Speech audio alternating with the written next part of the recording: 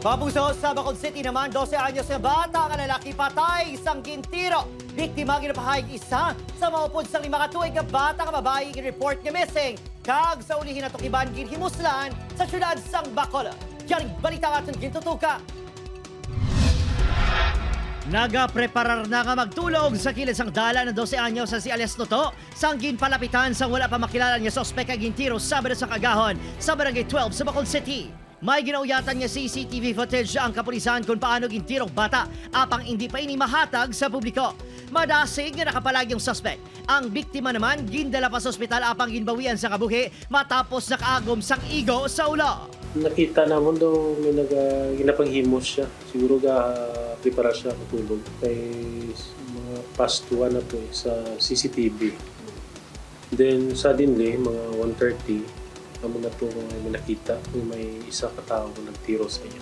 Suno kay alias Robert, daw kasubo nga ginbantayan ang biktima bangod na siplatan na sini ang suspect sakay sa motorsiklo nga nakapark sa bangga antes inigilutang.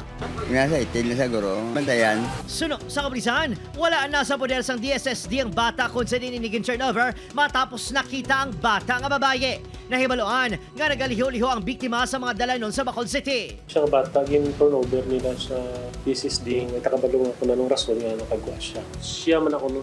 Kaya iloy niya mismo na confirm man. Gitinguan sa GMA Regional TV nga kuhaan sa pahayag ang pamilya sa bata apang nagpamalibad pa sila. Padayon pa ginaimbestigaran kung may koneksyon ang kaso sa 5 katuig nga bata sa kamatayon sa biktima. May mga instances nga ang bata ginasugo ni siya sa illegal activity. Sa itong legal age nga ginfilan abduction dito. So manang ang gulo na hatanaw natin. Madumduman, yung ginpasakaan na sang kasong rape. Ang upod sa biktima matapos ginpaidalom sa medical examinations ang bata. Upod, Kiril Casillo, Adrian Priatos, One Western Visayas.